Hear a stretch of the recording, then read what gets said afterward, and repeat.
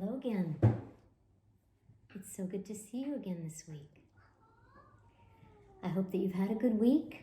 All the children of FCC, I hope that your families are all healthy and well and everybody's happy.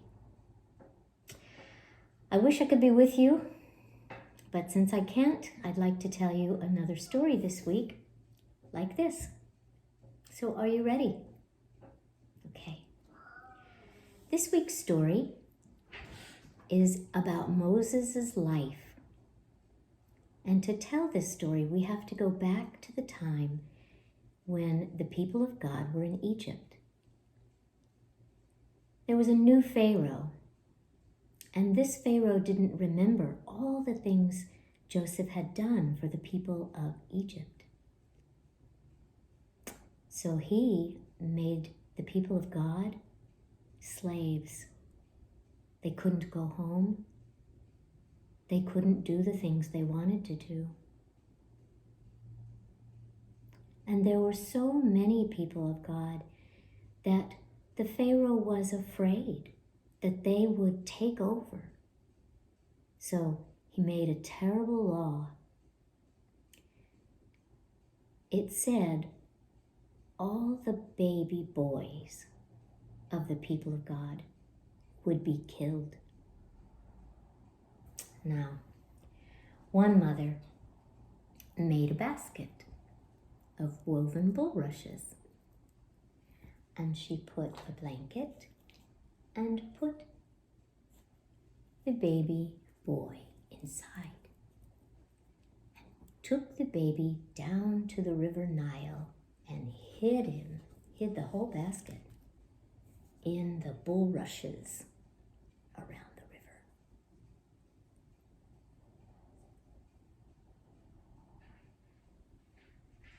The Pharaoh's daughter came along and found this basket and took that baby home. And she named him Moses. So Moses grew up in the palace. When he was a young man, he saw something terrible. An Egyptian was beating a people of God, a person of God. And it made Moses so angry, he killed the Egyptian and then ran into the desert. There he lived with Jethro, a shepherd, and Jethro's family. And after some time, he married one of Jethro's daughters, Zipporah. And he stayed there 40 years. One day, when he was tending Jethro's sheep, he took the sheep to the mountain of God, Mount Horeb, also called Mount Sinai. And while he was there, he saw something strange. A bush that was burning, but it didn't burn up. The voice of God spoke from the bush.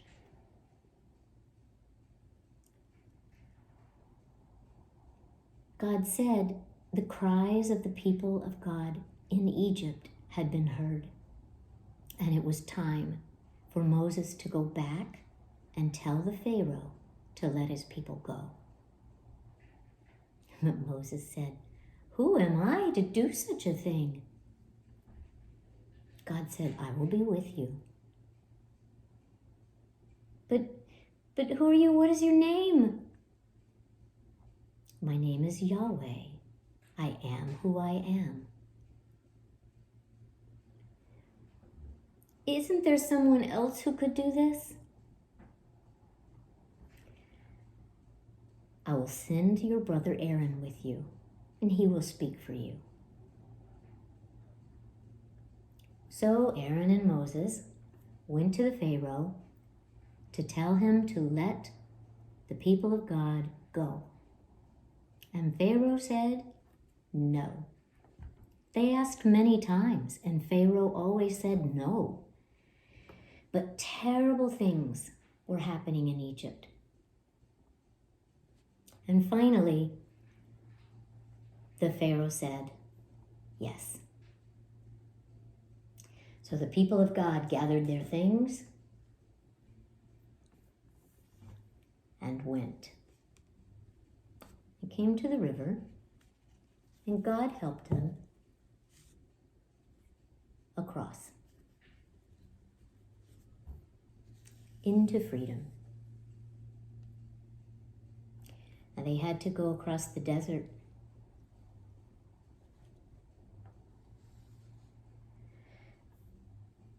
It was a long time.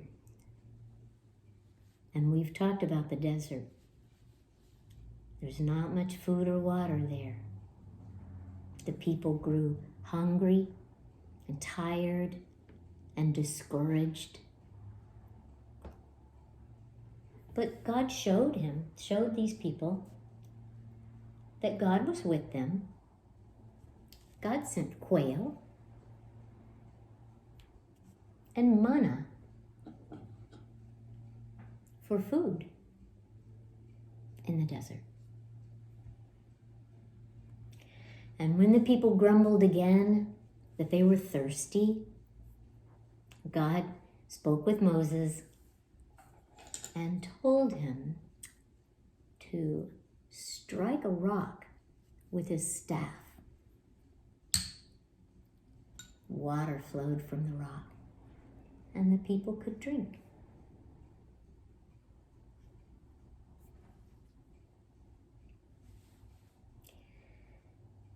Moses didn't always keep faith with God, and God got angry and told him after this 40 years journey, when they came to the promised land, Moses would not be going into it. Now the people were free, but they didn't know where to go, and they didn't know the best ways to live. So God led Moses and the people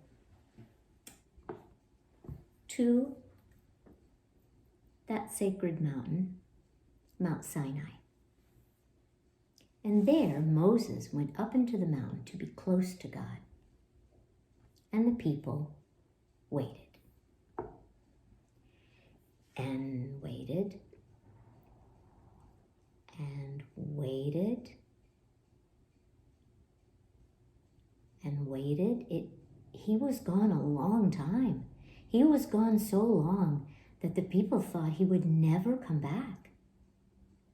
So they went to Aaron and said, "We need a new God to follow." Aaron took all the gold from all the people and melted it down and formed it into the shape of a golden calf. And he said to the people, "Here is your new God." So the people worshiped the calf god. They made an altar. And finally, Moses came down from the mountain.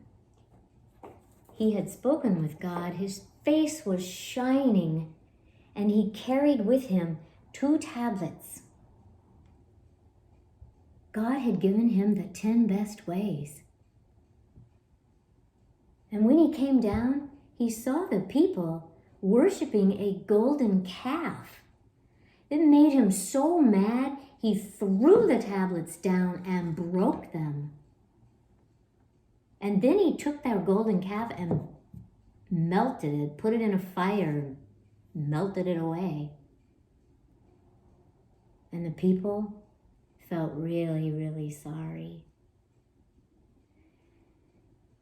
So Moses went back up the mountain, and God gave him the 10 best ways again.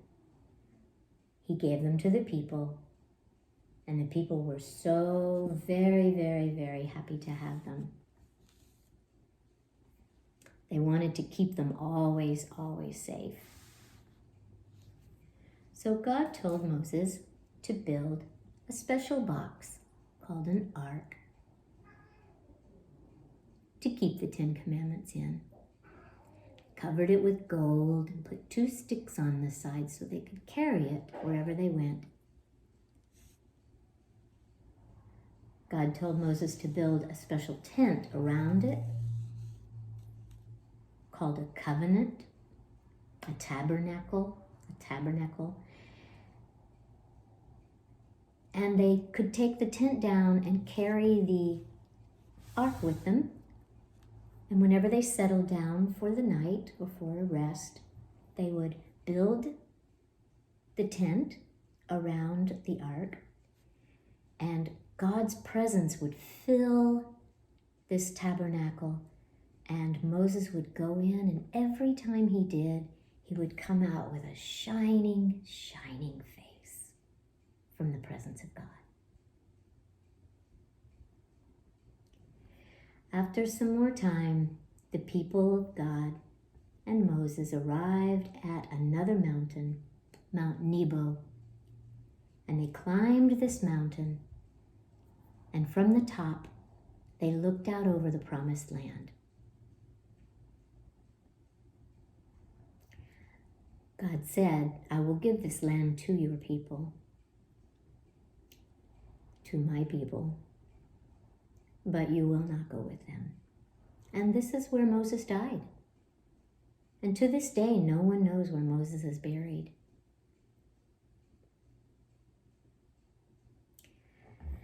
And that is Moses' life. I wonder which part of this story you liked best.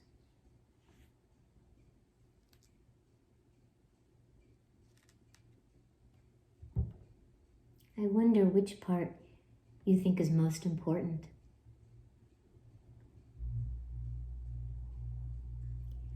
I wonder if there's a part of this story that you feel the closest to, that really speaks to you.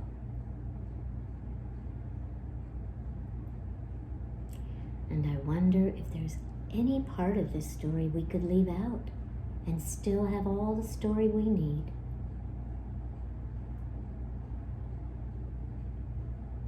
I hope you will take some time to talk with your brothers and sisters and maybe your parents or grandparents about Moses and his life.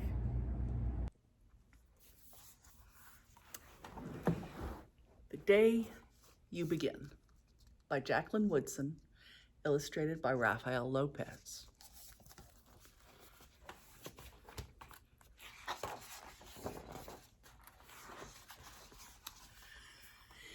There will be times when you walk into a room and there is no one quite like you. Maybe it'll be your skin, your clothes, or the curl of your hair.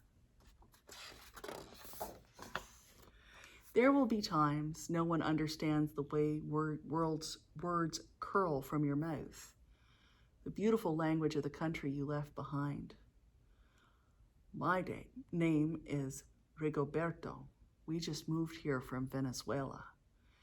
And because they don't understand, the classroom will fill with laughter until the teacher quiets everyone.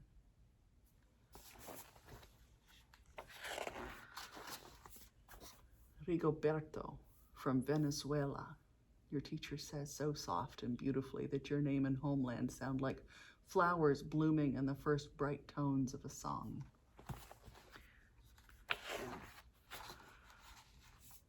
There will be times when the words don't come. Your own voice, once huge, now smaller, when the teacher asks, "What did you do last summer?" Tell the class your story. "We went to France," Chayla said, "and these shells came from a beach in Maine." A boy named Jonathan holds out a jar filled with tiny shells so fragile that they look like they'll turn to dust in your own untraveled hands. My family went to India, Spain, South Carolina, each souvenir a small triumph of a journey. Their travels go on and on. And as you stand in front of that room, you can only remember how the heat waved as it lifted off the curb, and your days spent at home caring for your little sister who made you laugh out loud and hugged you hard at nap time. You can only remember the books you kept on reading long after she'd fallen to sleep. And in that room, when no one else is quite like you, you'll look down at your own empty hands and wonder, what good is this when other students were flying and sailing and going somewhere? And there will be times when the lunch your mother packed for you is too strange and unfamiliar for others to love as you do. Even when your own friend Nadja will wrinkle her nose and say, "What's in there anyway?" as you wonder how she doesn't see the rice beneath the meat and kimchi. You'll wonder why she doesn't remember that rice is the most popular food in the world. And there will be times when the climbing bars are too high, the run is too far and fast, and the game isn't one you can ever really play. I don't want him on our team. You can watch. Maybe you can have a turn later. And there will be times when the world feels like a place, when you're standing all the way outside of, and all that stands beside you is your own brave self, steady as steel and ready, even though you don't yet know what you're ready for. And there will be times when you walk into a room and no one there is quite like you until the day you begin to share your stories. My name is Angelina, and I spent my whole summer with my little sister, you tell the class, your voice stronger than it was a minute ago, reading books and telling stories. And even though we were right on our block, it was like we got to go everywhere. And this is the day you begin to find the places inside your laughter and lunches, your books and your travel and your stories, where every new friend has something a little like you, and something else so fabulously not quite like you at all.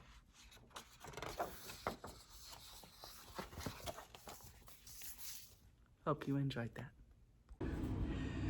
And let's close with a prayer.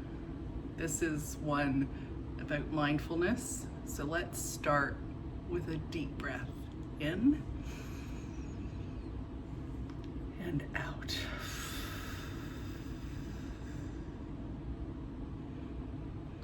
Breathing in, I know that I am breathing in. Breathing out, I know that I am breathing out. Breathing in, I see myself as a flower. Breathing out, I feel flesh. Breathing in, I see myself as a mountain. Breathing out, I feel solid. Breathing in, I see myself as still water. Breathing out, I reflect things as they are. Breathing in, I see myself as space. Breathing out, I feel free. I hope you feel free to come back to that message throughout the week. A lot of you are starting school. Maybe you need just a minute, just a few breaths. So know that that's there, and you can visit it when you need to. So good luck this week. I hope the transition is as smooth as it can possibly be. We'll see you next week. Take care. Bye.